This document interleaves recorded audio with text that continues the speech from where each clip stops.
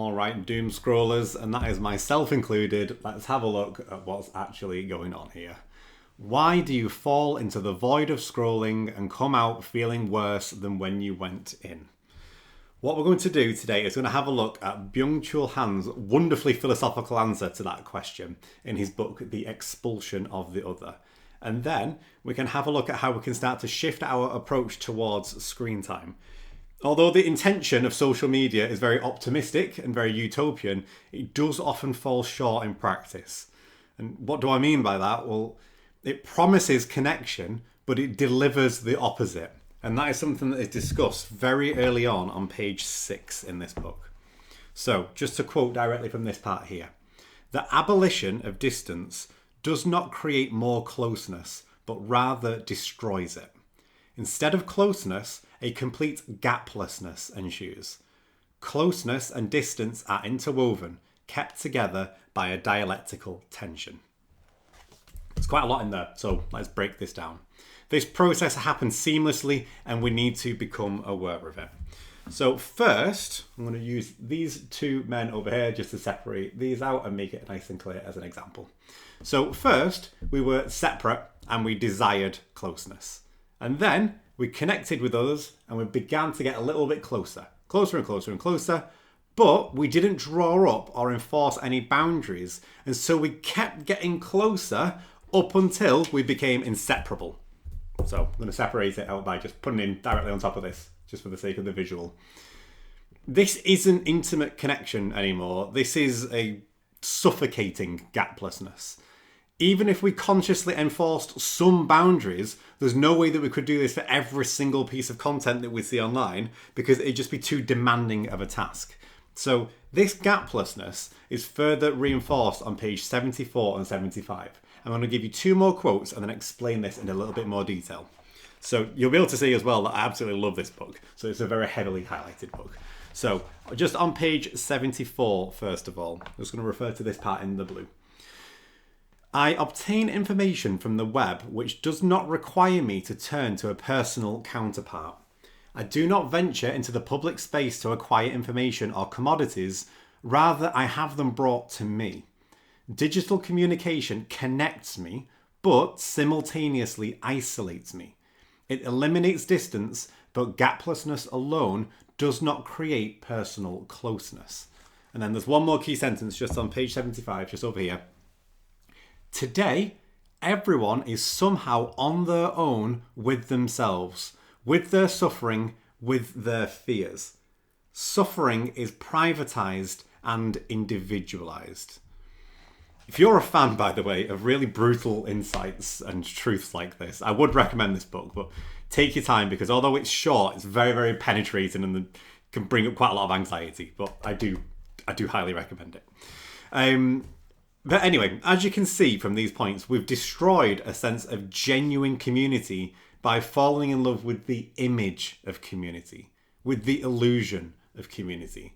And the only way we can reclaim our sense of identity and breathing room is to start to separate again from the world that we had reduced to flatness. The online world is becoming more and more similar, and that's just producing more and more of the same. So just to take an example, YouTube Shorts for me at this point in time is absolutely filled with AI generated content, and it just seems to be increasing day by day. So I'm going to just use this little eye up here just to represent me, just for the sake of the visual with it all. So hopefully that'll be nice and clear. So using this as me, I would much rather see a real person with real thoughts, whether I agree with them or not. In fact, if I disagree with them, then that's great because it means that I am separate from them. There's a gap in between me and them. This gives me breathing room to actually explore what it is to be me, not just living as a clone of somebody else. It connects me to another person without isolating me, to go back to that phrase from before. And remember, disagreement isn't a problem. It's thoughtless, absent-minded, and just uncritical receiving of increasingly similar content, which is.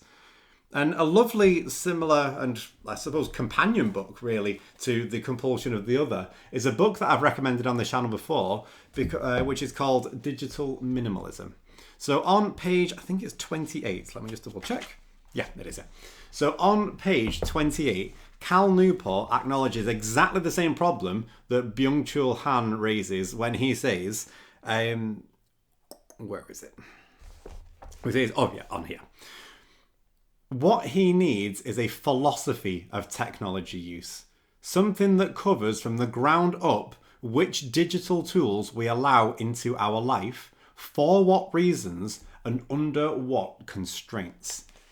So if you find yourself doom scrolling tonight, well, firstly, give yourself a bit of a break, because it's going to be designed by geniuses to hijack your attention using data which is unfathomably complicated for us to comprehend. So first of all, give yourself a bit of a break. But on a practical level, you could try removing an app one at a time rather than just going cold turkey from your phone altogether. Experiment with it, but come up with clear rules and actually honour them. And you can always change them later on if you don't like them, but you have to at least give it a go. You can't just think about it. But way more importantly, for the sake of this video, notice the point when you stop being separate from the content that you are seeing. Notice when that gap disappears. So what we're doing here is we're noticing when you stop being separate from that content, and arguably as well producing content if you're a creator. Notice when that gap disappears and when you and your phone become gapless. That's the point of the expulsion of the other. It's noticing that idea in society at large, but realizing that you can take control over your own situation if you learn to pay attention to these cues. And if we link it back to community, well, the cure for addiction is belonging, and it's true community. And falling for a false sense of community will only make the situation worse and will further blind you from the problem that's actually going on to begin with. It's a very insidious problem, so we've got to be careful. So just to return to that question that we asked before, why do you fall into the void of scrolling and come out feeling worse than when you went in? Well, it's because we're being sold a lie. We're being promised connection, but we're just receiving isolation. And if we're feeling, I'll just put him in the center again just to be able to demonstrate this. If we're feeling alone and isolated, then we're going to crave connection even further, which leads to even more scrolling, which is in vain because it upholds that very system that we're trying to remove ourselves from. So an important reminder is that it's okay to disagree with somebody. In fact, it's essential. You can't agree with everybody all the time because you'll inevitably just hold contradicting opinions anyway. We need to learn how to pay attention to what it is that we are looking at, how that affects us, and what we can learn about ourselves in that moment. This might be via positively agreeing with the message or by disagreeing with it. But as long as there is a gap between you and them, you and the object, then you can reflect on it. Gaplessness is the issue. It's this suffocating gaplessness, this flatness. This has a lot of links to many other theories and many other modalities, and that's exactly what this video series is all about. It's distilling insights from books on psychology and philosophy and learning how to critically think by also falling in love with reading again. But for now, just notice when gaplessness is occurring and practice separating again.